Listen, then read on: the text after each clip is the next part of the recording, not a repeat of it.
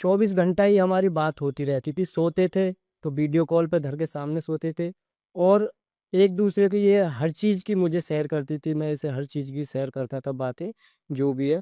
इनकी मैंने बुआ से भी बात करी थी, बहनों से भी बात करी थी, जब ये पाकिस्तान में थी तो बहनों से भी बात करी थी, बुआ से भी बात करी थी, और जो ये किराए पे रहती वो वहाँ पर भी उनसे भी बात करता था। तो आप लोगों ने सुन लिया होगा कि सचिन ने क्या कहा। यहाँ तक के कि सचिन ने अपने मुंह से कहा कि सीमा की बहनें जो हैं वो भी इससे बात कर चुकी हैं, और यहाँ तक के कि सीमा की जो बुआ है उन्होंने भी सीमा से और सचिन से बात की है। सीमा ने इन सब से बात करवाई है सचिन की। जितने भी लोग यहाँ पे हैं वो सारे के सारे मुलव्विस थे।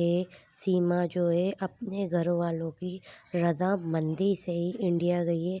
जो रीमा आके कहती है कि मुझे नहीं पता, उसको सब कुछ पता है। अगर इस बात पे झूठ होती तो सीमा के सामने कभी भी ये इसकी बहनों के बारे में नहीं कहता, ना बुआ के बारे में, ना मकान मालिक के बारे में। और रही बात अभी सचिन अगर कह रहा है तो वो इसलिए कह रहा है कि अब जो है सीमा 2 बच्चों की अम्मा बनने वाली है, वो भी इंडिया में जाके।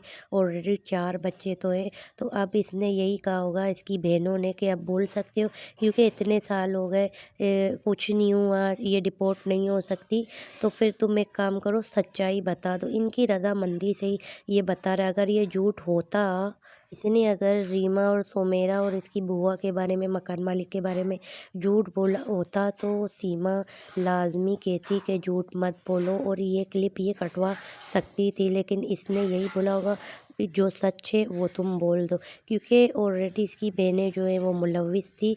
हैदर जो है गुलाम, वो अपनी सालियों के ऊपर भी एक्शन ले सकता था, जैसे कि अजीम साहब ने कहा था। यहाँ तक के कि आप लोग को अच्छी तरह याद होगा कि ज़फ़र भाई ने भी कहा था कि रीमा और ये सुमेरा जो है वो सीमा के साथ मुलव्विस है, क्योंकि सीमा हर बात बताती थी।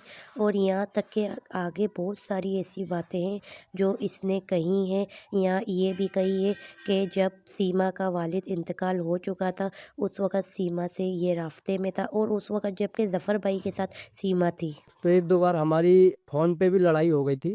फ़ोन पे लड़ाई हो जाने के बाद फिर जो मकान मालिक थीं, वो हमें समझाती थीं, "ए सचिन बेटे, सचिन बेटे, क्यों? क्या हुआ? नाराज़ हो?"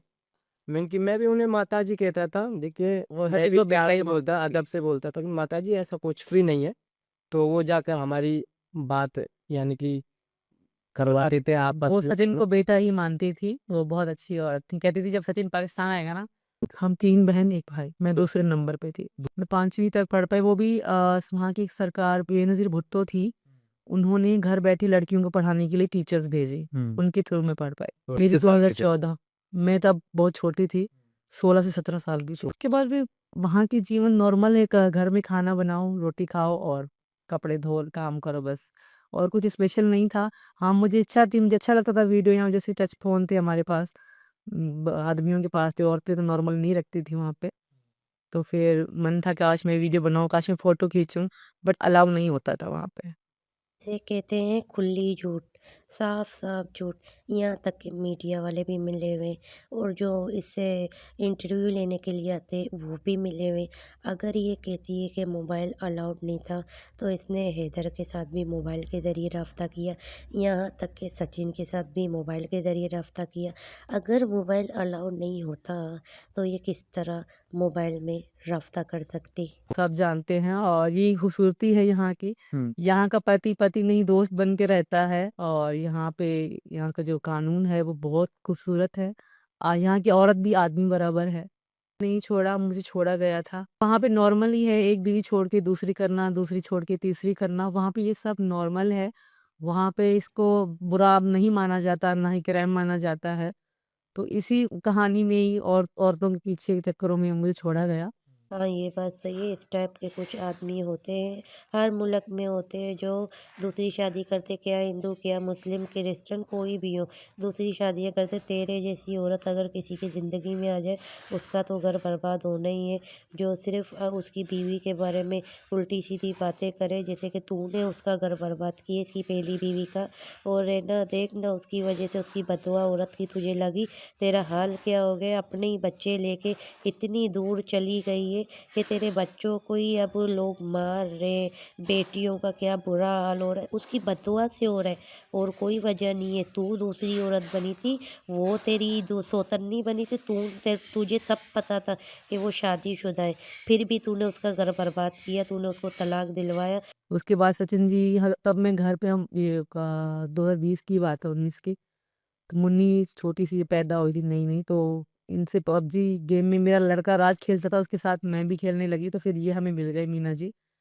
वैसे तो गेम में बहुत सारे लोग आते थे, पर इनके साथ बातचीत होते होते तो कुछ चीज़ें हमारी मिल रही थी। जैसे मेरी माँ नहीं थी और मैं अकेली थी, और ये भी अकेली वो अपनी दुकान में जाते थे, फिर मुझसे बात बात करते थे।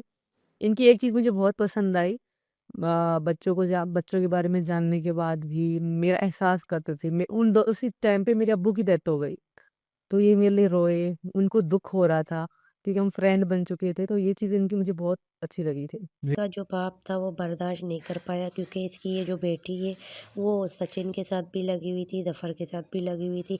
जब उसने बोला कि भाई ये जो है गुलाम हैदर तुम्हारे लिए सऊदीया कमाने के लिए गया, तुम किसी की निकाह में हो, इस तरीके की हरकत ना करो, तो इनने क्या किया, सीमा ने अपने बाप को मरवा दिया। सीधी साफ बात है, झूठ बात नहीं है इस पे। इसी ने ही अपने बाप को मरवाया है और किसी ने नहीं मरवाया। अब जो ये बोल रही है ना कि देखो, इसकी अपनी बातें आप लोग सुनो। ये सचिन भी क्या कहता है कि आप लोग इसी की बातों को नोट करो। ये लोग क्या कहते हैं कि इसका बाप इसके साथ रहता था और उस वक़्त इधर इसके साथ नहीं था, वो सऊदीया में था, ठीक है। तो जब सऊदीया में वो था, तो उसके बाद जब ये ज़फ़र के साथ मतलब राफ़्ते में हो गई। ज़फ़र के बाद फिर इसने पबजी के ज़रिए कइयों से राब्ता किया। जब ये इससे इसने राब्ता किया ना, तब इसका बाप और ज़्यादा वो हो गया कि आया, इसकी बेटी गलत कर रही है सीमा, किसी की बीवी होकर 4 बच्चों की माँ है। तो इसने क्या किया, टेंशन दे दे के अपने बाप को ही रास्ते से हटा दिया। और ये क्या कह रही थी कि भाई मेरे पास, शुरू में आप लोगों ने सुना क्या कह रही थी कि मोबाइल अलाउड नहीं था। अब आपने इसी के ही मुँह से सुना कि भाई मोबाइल जो है मेरे पास था और मैंने पबजी के ज़रिए इससे राब्ता किया। झूठ ये बोलती है, मीडिया वाले भी मिले हुए, सीधी साफ बात है भाई। और आप लोग आगे और इसकी बातें वो आप लोग गौर से सुन लीजिए। तो मेरी आजकल वीडियो जो है एक दिन छोड़ के एक दिन इसलिए आ रही है कि मेरी खुद की तबीयत ठीक नहीं है, इस वजह से मैं वीडियो बना नहीं पा रही हूँ। आगे एक आप लोग तरह से इसकी हैरत बातें सुन होती थी। लीजिए। पाकिस्तान में लोगों के दिमाग में बहुत गंदगी भरी हुई है। जी। कहते हैं कि वहाँ मुसलमान नहीं है, मुसलमानों की मस्जिद नहीं है, नमाज़ नहीं पढ़ते। तो मैं इनको कहती थी कि तुम लोग ऐसा क्यों करते हो? स्पेशली वहाँ पे हर शाम को 6 बजे पीटीवी होम एक न्यूज़ चैनल है।